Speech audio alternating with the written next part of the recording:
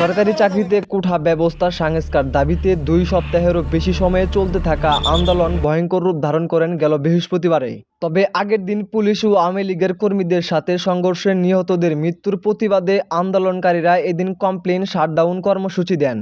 ঢাকাসহ দেশের বিভিন্ন জায়গায় রাস্তায় নামেন স্কুল, কলেজ, বিশ্ববিদ্যালয়ের ছাত্ররা। তবে ছাত্রদের সাথে অন্যান্য বিক্ষোভকারীদেরও যোগ দিতে দেখা যায়। বৃহস্পতিবার সারাদিন দেশের বিভিন্ন জায়গায় বিক্ষোভকারীদের সাথে পুলিশ ও আওয়ামী লীগের কর্মীদের দফায় দফায় সংঘর্ষ চলে। ঢাকার ভিতরে উত্তরা, রামপুরা, যাত্রাবাড়ি, মোহাম্মদপুর এলাকায় ব্যাপক সংঘর্ষ চলে প্রায় সারাদিন। সংঘর্ষে শুধুমাত্র উত্তরাতেই 8 জন মানুষ মারা যায়। বৃহস্পতিবার বিকেলে কোটা সংস্কার বিষয়ক আদালতের রায়ের তারিখ এগিয়ে আনার কথা জানান আইনমন্ত্রী। আন্দোলন থামাতে ছাত্রদের অনুরোধ জানান তিনি। আমি তাদেরকে অনুরোধ করছি যে তারা যেন এই সহিংসতা বন্ধ করে এবং এই আন্দোলন প্রত্যাহার বা স্থগিত করে। রাতে সারা বাংলাদেশে ইন্টারনেট সংযোগ বিচ্ছিন্ন হয়ে যায়। এর আগে দুপুরে সহিংস পরিস্থিতি নিয়ন্ত্রণের কারণে মোবাইল ইন্টারনেট বিচ্ছিন্ন করার কথা জানান আইসিটি প্রতিমন্ত্রী। বৃহস্পতিবার সারাদিন চলা সংঘর্ষে সারা দেশে মারা যান অন্তত 28 জন আর আহত হন 1500-র বেশি মানুষ। ঢাকার বাইরে চট্টগ্রাম, রংপুর, নরসিংদী, নারায়ণগঞ্জ, মাদারীপুর সহ আরও বেশ কিছু জায়গায় ব্যাপক সংঘর্ষ হয়।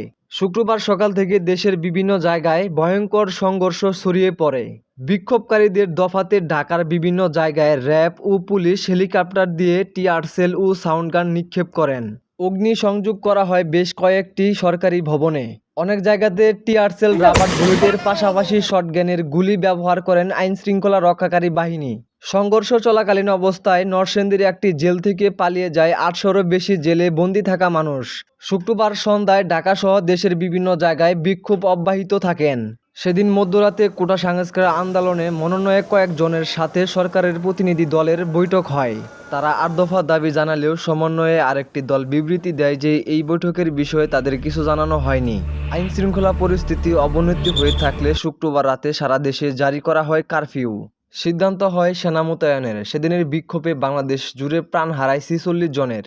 হাসপাতালে ভর্তি হন কয়েক হাজার গুলিবিদ্ধ আহত মানুষ। শনিবার কারফিউ প্রথম দিনের সংঘর্ষ তীব্রতা কমলেও বিভিন্ন জায়গায় বিক্ষোভ চলতে থাকে।